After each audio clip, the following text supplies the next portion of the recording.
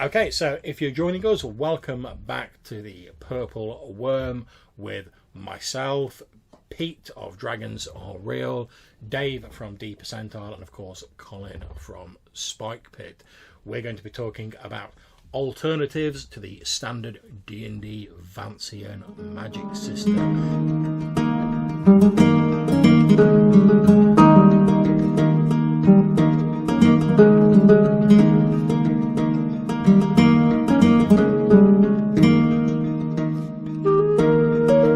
So, just in case there's someone out there who's been on like a holiday to the moon or something for since D&D was invented, does anyone want to give an explanation of what Vancian Magic actually is? As far as I'm concerned, Vancian Magic is that you have a number of spells per day depending on your level, and that's how many spells you know. And each day you've got to learn those spells, get them into your mind, and then you can use them a certain number of times per day. But you have a limited number of spells and a limited power for those spells. And from my point of view, a magic user in Dungeons and Dragons early on, let's face it, is pretty shit. You've got 4 hit points, you're standing at the back with your 1 Cure Light Wounds or your sleep spell, and you're just trying to stay out of danger until you get a higher level, and you can then start throwing your magic missiles around. But do we all think that Vancian Magic is very limiting? Are we all of that opinion? I have no prejudice against it, so I had no nostalgia for it because all the systems I played in the 80s and 90s didn't have it. They didn't use spell slots. I either used point-based systems or freeform systems. So when I discovered that in 3rd edition, I just thought, that's a nice way of doing it. But I reckon we should drop the Vancian idea and just talk about D&D Magic. Right, yeah. Slots or no slots. I will say the literary source I've read, which is most like Vancian Magic I've come across, or slots magic, is Zelazny's Amber. In Zelazny's Amber, you hang your spells, and you can store them in all sorts of places, and it's kind of like remembering them, and it's kind of like having slots, but you need all kinds of sort of metaphysical places to hang your spells so that you can draw on them when you need them. That's quite a cool account of what's going on. Yeah, I mean, I think for myself, rather like Dave was saying, because I didn't really start off role-playing with like D&D, I came to that a bit later. I'd already been sort of exposed to like other different ways of representing magic in RPGs, so like Warhammer Fantasy Roleplay, Advanced Fighting Fantasy. So when I did come to D&D, I was just like, oh, this is a slightly different way of doing magic. So I really don't have any. I'm really not one of these people who's like, oh, I hate Vancian Magic. It's the bit I hate about D&D. I was just like, it's just one way of sort of doing it within the game. I can see why people don't like it. As with everything, it's a matter of like personal taste. So I can see why people want to change it, and I do agree with what Pete said, that in your sort of older D&D, your mages tend to be sort of very weak up until a certain point, and the rest of the party's sort of there to protect them. Then once you get to a certain high level, basically the rest of the party just seems to be there to like keep the mage alive long enough to like bust out the spells. So can I come in with my first criticism, if you like, having said that it was just like, oh, that's interesting. So that when I found it, I was like, oh, so that's how they did magic in D&D. That's what everyone was on about. But one criticism is that it's just one other resource. You know, you've got a certain amount of bottles of oil you can throw, arrows you can fire, and then and then spells you can fling off. And so what it doesn't do, what you don't have any sense of, which you have in some of the source material, is the idea of magic as a dark pact, which is of great cost to its user, to its wielder. So that's my first criticism of the slotting system. Yeah, I mean, I think one of the good points, and also paradoxically the bad points about Vancian Magic, is that it's a very sort of vanilla, sort of low investment system. It's very sort of generic. You know, you get your spell, you know a certain amount, you cast them, they're gone. You have to remember them and memorise them at the end of the day. Yeah, it's that resource thing. Yeah, it's a nice, easy system, but because it's so easy and so generic, look at look at 5th edition, which uses the same magic system, they've got many more magic using classes in it. So like you got your warlock, your sorcerer, stuff like that, and they've tried to flavour them in various different ways. So like you get certain like pact abilities if you're a warlock, you get certain bloodline abilities if you're a sorcerer, but the actual magic itself is the same magic. The only thing that varies is the spell list you use and the number of spells you have. Whereas, which makes it nice and easy to get into because you've only got to learn one magic system. But I think it also doesn't tie it very closely into the sort of mythology of whatever world you're talking about. I think what I also find, especially as a GM with my players, is that magicians always take the same spells. It's always got a sleep spell early on. Yeah, I mean, that's if you're playing old. If you're playing some old, crusty D&D kind of thing. Well, I am old and crusty, Colin, before you say anything else. There you go, so perfect. That's perfect for you, Pete, mate. Stick with that. Stick with what you know, mate. So, but this it's on brand. It's on... and to be fair, I'm pretty much just like a sort of fatter clone of like Pete with like more hair. I mean, you've got the same glasses look. Yeah, I mean, I think as D&D's moved on, it has shaken up the magic a little bit more. Like John was saying, you've got a little bit more. I think he's tried to grab a little bit that Harry Potter to a certain extent, maybe. Well, I was going to say that one of the sort of downside to the sort of traditional like, older D&D sort of like version of magic is whenever I think of like a fantasy film or a fantasy book, and I mean I'm not the world's most well-read sort of fantasy genre person, but I don't remember reading many books where like they get to a point and like the wizard's suddenly like, oh shit, I was going to do something, but like I've cast all my spells. Right. Sorry guys, protect me. I've got to revise this book for like 8 hours. My criticism is it's just not very magical. It's not got that pizzazz. And I think part of the problem with that is if you want to have a more unique magic system that gives you more of that pizzazz, you have to have people who are like willing to invest more in like learning a specific system.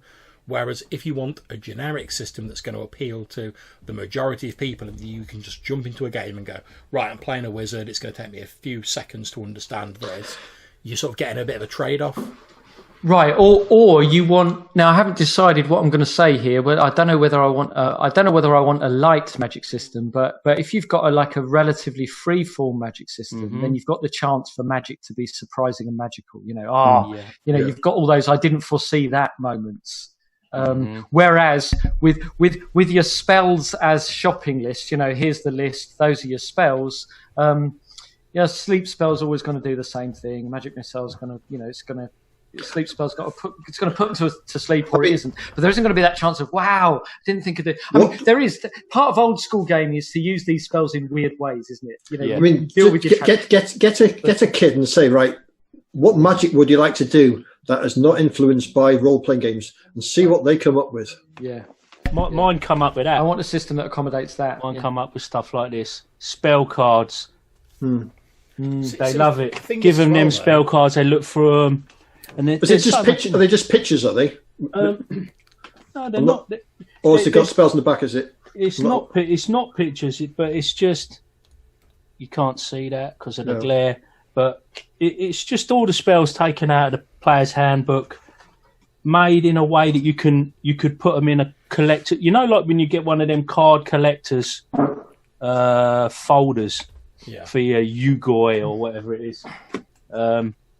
And you put your cards in the little sleeves. They could be football cards or whatever, but you can make so Sonny's got a magic book. He's got like a spell book. So he's got all his magic in the various pages.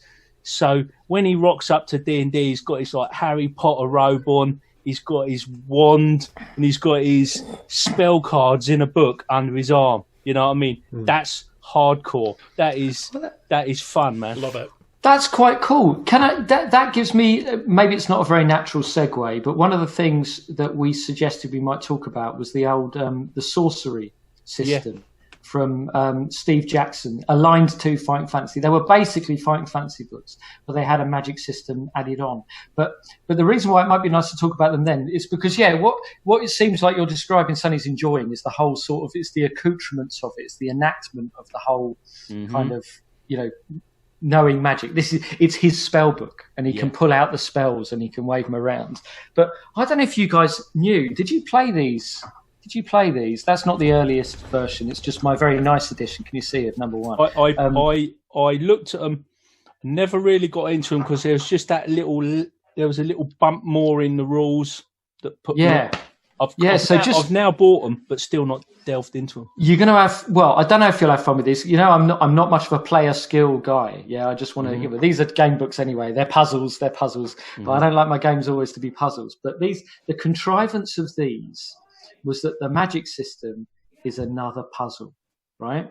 But it has other bits to it. So actually, in the front, it tells you a little bit about spells, and then it refers you to the spell book at the back, right? The first rule you get. Well, we're not going to recap what a Fighting Fantasy game book is. You just have to accept. We've talked about this before. Go back to the earlier episodes. But the cool addition to this is that they've got a magic spell book at the back, right? And the rule is, outside of the game, there were 5 of these books, and they went in order. You took the same character through a quest through the 5 books.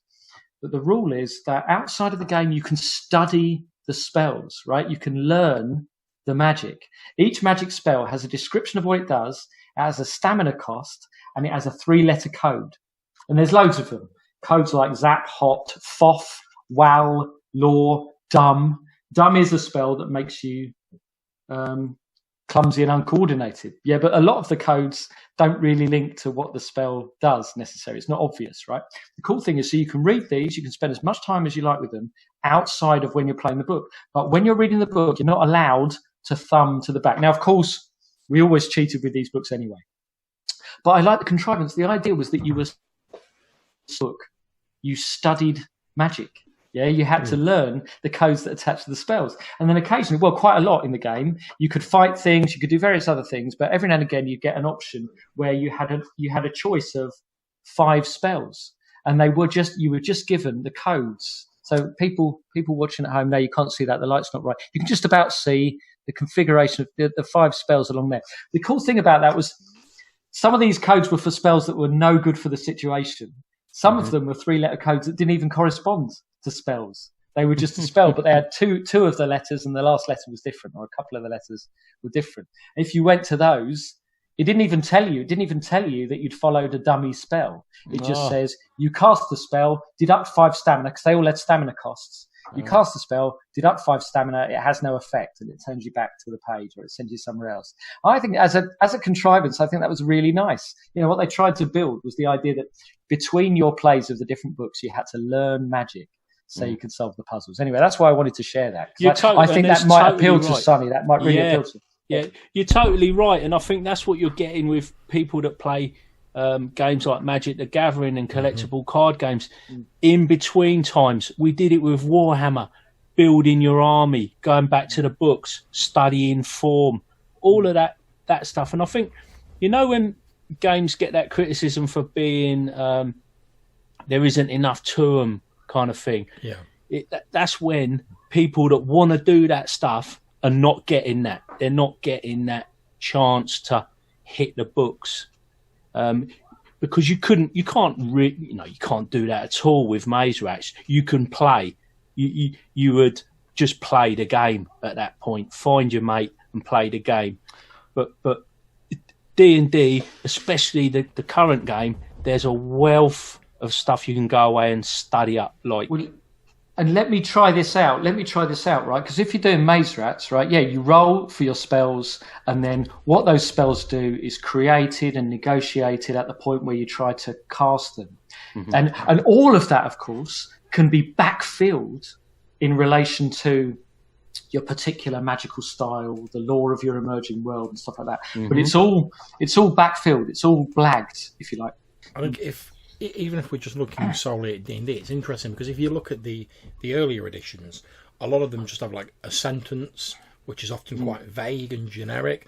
So I forget whose blog it was, we were talking about the the light spell. Someone's podcast, they were talking about that. And they were saying, like, Ray Otis was it might have talking been about Ray it, Otis, weren't yeah. he? And he was saying that in the first edition, it's like, oh, this spell creates a light. Then obviously, as the editions went on, it's become more and more codified. So when you get to the current edition, for better or worse, you've got sort of like more defined characteristics of the spell. So you know it creates a light of this radius, it can be cast on an object, this is how long it lasts for. It's all been sort of neatly put in. So again, you have quite a sort of low entry bar. You can just be like, I've got this spell, I know it does X, Y, and Z. That's all it does all the time. Whenever you cast it, boom. Whereas in the sort of earlier D&D, there was a lot more adjudication required. Yeah, there was negotiation, wasn't there, with the GM saying, well, this is what can I do with this? Yeah, because I mean, in the early one, which is how it creates a light, you can imagine like the whole thing about it being cast on an object probably occurred because at some point someone went, we need a torch. Can I cast light on this stick or this sword I'm holding? And some GM went, oh yeah, that's a good idea, do that. And then later on that became a common usage of it and got codified in the rules. Now, I know Dave just touched on Maze Rats there. For anybody that's not aware of it, basically what you do with Maze Rats Magic is you roll 2d6 to get your 2 descriptions of a spell. So you may have something like illuminating water will be your spell, and then it's up for you and the GM then to decide what that spell does. Interesting point in the sort of Twitch chat where he said, now these games, they don't require you to do this sort of study, but they allow that option. And I think, I know sort of me and yourself were talking about this in the audio dungeon when we were talking about sort of Mage earlier on, Dave, where I think you've got advantages and disadvantages of both of these sort of like 2 approaches. You've got the approach where you have more negotiation, which, you can get some really interesting, cool, inventive and creative results from this. But also that's more of a process. You have to have this negotiation. There's a bit more investment required, which I'm not saying all the time, but for right or wrong, it can sort of slow things down a bit, or it can become like an end unto itself, which is great if everyone enjoys that and everyone's down with that, or it's a focus of the game, which for Mage, absolutely it is, because it's all about you all being mages and you all sort of using magic. Whereas if you're playing in D&D with a sort of system like that and you've only got one mage and the rest of the people are like, he's trying to cast like a fireball spell, we're just going to sit here doing like nothing while like he spends like 15 minutes negotiating with the GM. Right. That's potentially not such a good thing. So I can see also the benefits. Like if you just want to crack on with the game and get on with it quickly and not have it. Well, you've got games like Savage Worlds where you've got your core sort of, I think it's about 15 or 20 spells, and you just put trappings on them. So the spell is the same. Doesn't matter what it is. It's a bolt spell, but you can say it's a water bolt spell, it's an ice spell, it's bees flying out of your fingertips, and I think that's quite a nice way of doing it. I had a couple of things. One is just going back to Joe's comment and John's first response. I don't think it's necessarily a comment about particular systems, but I do think there are perhaps different play styles. You know, I know other players who are much happier to know all the stuff before they come, and I'm definitely a player who likes to do that improvisation and negotiation. But absolutely take your point, John, that if you're the only wizard and you're spending the whole time going, can I do this with this spell? Can I do this with this spell? And everybody else is sat around going, One of the things about Mage was that everybody was a wizard. Right? Yeah. So those conversations were beneficial to everybody. So I really enjoyed the earlier editions of Mage. I don't think I played first edition. World of Darkness Mage, maybe second edition I came in on. But I loved it because it had that free-form magic system. You had I can't remember what they're called. John could maybe help me out, but you had various kind of spheres. Spheres. Magic was broken up. It was into spheres. Magic was broken up into these different spheres, and you couldn't put points into all of them, and you could put more points into some than others. So you had to specialise in some areas, unless you've been playing for ages and you've got loads and loads of XP. And most things you wanted to do required you to draw on more than one sphere. But basically, any magical effect you wanted to create, you then had to work out which spheres you had to draw on and how many dots you needed in that sphere. And it was incredibly liberating because it was a free-form magic system. You could do what you like. Any effect could be captured under that system. So that I used to love that so much. But it did mean that we did spend loads of time, both in the sessions and out of the sessions, just discussing, right, what about this spell? How would you do it? What spheres would you need? Yeah, and I know we talked a bit earlier, Dave, about the sort of difference between Mage the Ascension, the sort of original World of Darkness Mage, and Mage the Awakening, which was like the new World of Darkness version. And again, in the sort of newer version, they codified magic a lot more. So it was a lot more streamlined to use, but it was also more restricted. Now, I've played and ran both of those versions, and I had some groups, generally some smaller groups, where the Mage the Ascension bit, everyone was really into it. Everyone was quite happy to have these discussions, and it worked amazingly. But we also had some people who were like, oh, I'm not really sure what I should be doing with this. I'm not really confident enough to like talk about this, or I don't feel as comfortable with this.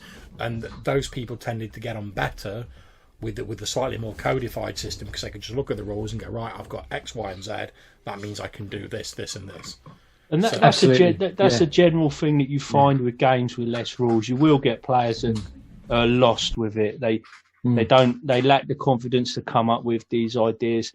And to be fair, sometimes if you're new into a hobby, maybe part of the success of D&D is the fact that there's a bunch of stuff in them books. A lot of it to the experienced gamer may well seem like needless information, and that. But perhaps if you're new to the hobby, a lot of that's just giving you ideas and stuff. I often then say what I like is a simple game, but it's not really the simplicity that I'm liking. What I'm liking out of a rules light magic system is the fact that the effects are underdetermined. Yeah, so it leaves you space to be surprised by the magic. And I think a lot of people misunderstand that when I talk about that. They think I'm just scared of complexity, but it's not. But John gives a really good account of why you would want to more closely determine those effects. You know, I can see why some players gravitated towards a version of Mage where they do just specify the rituals, specify the spells for you to pick from. But it's not, to me, necessarily about complexity and simplicity. It's about that level of determination of effects. And I want the effects to be less determined so I can keep it more magical and surprising in play. But you've got to have a GM that is open to that. Yeah, I was just going to say... And you can't do it in organised play, can you? Can't do that in organised play. I agree with Pete there, because I mean, to come back to Mage again, like I say, obviously we're sort of like placing the heavy emphasis on the players there. Also, you've got to have a GM who's comfortable in having those debates and is able to or willing to reach a sort of ruling, because at the end of the day you can debate magic all you want, but at some point the GM's got to say like, right, this is either great and we're going to go with that, or no, you maybe can't do that, or you maybe need to do something else. And you can imagine a GM with his big bad all set up for the end, and somebody one-shots it with a spell. I was going to say that always does make me laugh whenever you see people going like, oh, the players did like X, Y, and Z, and it like completely like totaled my encounter. I enjoy nothing more than when like the players like pull something unexpected out of the bag that I've not anticipated, and I have to sort of think a bit on my feet and go like, all right, okay, well, yeah, you beat that. This is what's going to happen, because I find that if everything goes as I expect it to, I almost find it less interesting, because then I'm just like, I'm ticking off boxes on my plan going, this has happened, this has happened, this has happened. Yeah. Whereas if they suddenly go like, oh, the evil necromancer are all setting up as a big bad guy of the campaign, someone like one-shotted him with like a magic missile and just got lucky on the damage rolls and took him out, I then have to think, right, well, what's going to happen with this? What are his minions going to do? How's the whole story going to unfold? And it just makes it really interesting for me. Now the dungeon's falling apart. There you go. Yeah. Deal with that. Yeah. Or if you get someone in your game like sort of chatting up like fairy maidens, eh, Colin? Would I do that? or knoll maidens? That was foisted. I was railroaded there. You were not. I'm going to break in here. I'd like to put my vote forward. What I consider to be like the granddaddy of all magic books. Although these aren't traditional sort of OSR books, there's two GURPS books, and I'm not a massive fan of GURPS, although I've got a lot of the supplements, they're quite well written. But there's two GURPS books called GURPS Magic and GURPS Thaumatology. And the GURPS Magic book is just like the default GURPS Magic system. It's a spell point system, loads of different spells in it, but it also talks about the potential implications for your setting. of how magic's sort of organised, like socially and stuff like that, which is quite interesting, even if you're not using the GURPS system. Because I don't run GURPS, but it's quite interesting as inspiration. And then thaumatology sort of looks at like variant magic systems, so it's not spell point systems, but it might be like maybe like you summon spirits who intercede on your behalf. Maybe you're tapping into elemental forces, and it gives you like a grab bag of different flavored magic systems that you could use in various different settings. So I think those two books together, even if you don't run the system, they just give you a wealth of sort of inspiration that you could use to flavour a magic system for your campaign for whatever system you're actually running. Because you're not going to get that. You're not going to get any of that with something like Knave or Maze Rats or one of these one-sheet kind of RPG systems. So I think there is a place for all that richness and all that. You know, I don't want to say crunch. I'm struggling. Somebody bailed me out with this. crunch. But this was the great. This was the great thing about the Mage game. Actually, in the early Mage editions, I would say it was just fluff because it made no mechanical difference whatsoever. But you, depending on your faction, you casted spells. You used the same mechanics, but you cast your spells in entirely different ways.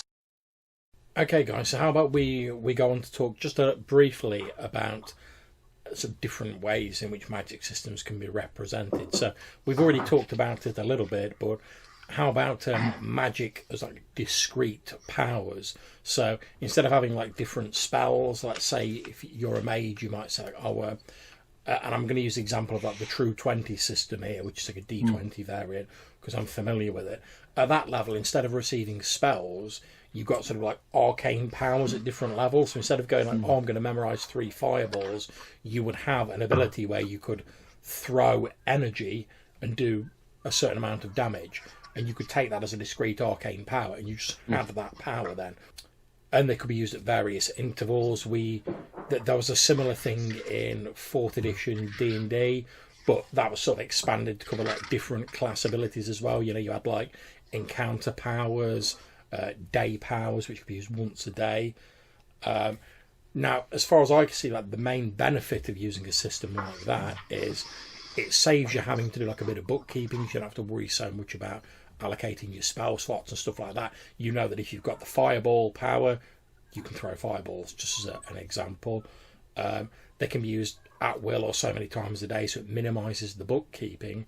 I suppose you can tailor your magician in the way you want then by picking the powers that you want, and then so no two magicians are the same then. Yeah, I mean, we sort of saw a similar thing, not completely the same, but there was a similar thing in sort of Warhammer Fantasy Roleplay where they had like the colleges of magic. Because for anyone who isn't aware, the way sort of magic works in Warhammer Fantasy Roleplay is it's almost like a sort of a colour model where it all starts off as this roiling mass of like chaotic energy, and as it bleeds away from this gate up in the far north of the world, it gradually separates out into its component colours. Now, drawing on sort of full magic when it's all together is very dangerous, and like, only like elves and some of the other races can do it safely. Whereas when humanity was taught how to use magic by the elves, they were taught how to like pick one of these colours and just use them separately because it was safer. But obviously in using one of these colours, you only have like a certain theme of magic. So if you're a bright wizard, you're all about summoning fire and heat and stuff like that. If you're a grey mage, you're all about mists and travel and transportation. Amethyst mages are connected with like death energies and stuff like that, which was nice because it flavoured the game. But by the same token, once you were sort of locked onto one of those paths, that was the theme of your magic. There was no like, I'm going to play like an amethyst wizard, but I want to throw a fireball, because that's not your jam. Yeah, you might be able to summon like a purple scythe made of like energy and like sever people's souls, but you're not going to be throwing any fireballs or summoning any mists. And it's nice to have alternative systems. It's always refreshing when you pick up a game and you think, oh, that's something a bit different. Okay, so another one that I've encountered is magic as items. And when I say magic as items, I mean that the system generally lacks spells or magical powers, but substitutes with like a sort of large, like a scattering of lesser magical items or disposable magical items that you can pick up and use. Sometimes like varying degrees of prowess depending on what your character is. But I actually think the game that does this most purely and simply is Knave, which just has, magic as equipment. It's either a scroll or a token or whatever it is, and you can only carry so many because they're items of equipment. And they're a slot. I think it's based on constitution, isn't it? It's based on your constitution determines your slots. I think he even says, so if you want more magic, you need to have a higher stat. And then you've got a D100 table of magical effects. Oh, that's brilliant. Certainly, Into the Odd was the first one that I saw it in, and I know Ben Milton based Maze Rats off Into the Odd, and then Nave came off Maze Rats. But I think in those games, it's a nice difference, and of course the beauty of it is you can just create new magical items for your players to find and give them weird and wonderful things. You're not constrained to a list that someone else has prepared. And of course they can lose them. Yeah, and that's what I like. What I really like about the principle of Numenera was that the ciphers are one-shot items, so you never break your game. I've got to admit, I'd be interested in sort of like adapting something like this for like old school essentials or some sort of like OSR game where you perhaps don't have like a mage. And this is an idea I've been sort of toying around. Well, that's your Knave. That's exactly what Knave is. It's designed to drop into your whatever flavour of. I quite like the idea of like you don't have a mage who casts spells, but you've got like someone who, in their downtime or using their XP or whatever, or their money, can make like scrolls and potions which they then use. That's a slightly different thing, isn't it? That's your crafting of magical items. Yeah. I think that's something else again. I'm sort of toying with a sort of variant class for like OSE at the minute. I'm sort of knocking around in my head where basically instead of having spells, you basically get like a discount on making like scrolls and potions and lesser magic items based on your level. So, because I think that'd be a good way of like giving the players something else to spend money on. And also, if the discount gets better or your chances of making them successfully go up in level, you can be sort of like in your downtime bits, so like your typical OSR game, you can be sort of like kitting yourself out with like scrolls and potions to use. And you've also got the resource management as well, haven't you, for them? Yeah. So, John, what you're suggesting sounds fun for old school essentials. What seems more radical to me, and I'd like to see, because I've seen it in other games, but I haven't seen it done for a more sort of centrally cloney old school game, is a free form magic system. And I know Pete wants to talk about Jaws of the Six Serpents. I'm not going to anticipate that, but I'm just going to say like my vision, something I tried to do a lot based on Jaws of the Six Serpents, was just a magic system for an old school game, which is basically based on something like a skill roll with a target number, where the target number is defined by the level of effect that you want. And then I envisage just a descriptive grid. These are the kinds of effects for spells you can do. Here's your target numbers. Off you go. And I would love that, like a purely sort of free-form magic system for an old school game. But it was influenced by Jaws. When I saw the one-page table on Jaws of the Six Serpents, I was like, I could do that. I mean, I think I've seen this. I think the nearest I've come across is in something like that, not exactly the same, is probably Barbarians of Lemuria. It's similar. It's not the same, but it is. It's a similar sort of thing that the what more that effects does, that you doesn't want, give you, the harder it is to do. It doesn't give you target numbers. That affects the cost, doesn't it? And then you can do other things to bring the cost down. But that's what it's a point based system. That's what you're paying. And the other one is a target number based. I've shared loads of them on Audio Dungeon because I've made loads of them over time. But where I got it from is Jaws of the Six Serpents, which I think you want to. And I think sort of Jaws of the Six Serpent also helps out that it's a free form RPG anyway, so it really ties into the whole thing. I think with an OSR game, something like D&D, you're probably going to have to think of the mechanics a little bit more. But then the effects But if you know OSR, actually the kinds of effects are very, very limited. They are ranges. Well, you can't with a scale of ranges. They are damage. Number of you people. Can come up with a scale of numbers of dice of damage. Yeah, numbers of people. I mean, you've just got you use your sort of codified memory of all the OSRE type stuff to just all you'd need you probably want 4 columns. Range, damage, maybe 5. Forms of transmutation. Other kinds of effects. Well, you'd have it. there's a similarity between that type of system and what is actually put in Knave, where you go up levels and it's the same list of spells, but they power up as you power up. Yeah, so they do more damage or they affect more people. Yeah, so what you're saying is you could do that, but change it so that you make a roll and that determines the power that the spell goes off at. That's right. And as you get more proficient, maybe you get a bonus on that roll. Well, the reason why in my head I was doing it that way is because I was doing all of these things reverse engineering from 5th edition. I've talked about this before, but I didn't have the OSR until like a year and a half ago.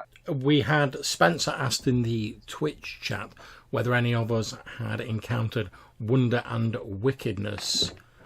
Yes, I was going to bring that up. Here it is, Wonder and Wickedness, and the I've got a follow-up. copy of that as well, and I've got the PDF open here because, to be honest, it's been like time since I've read that.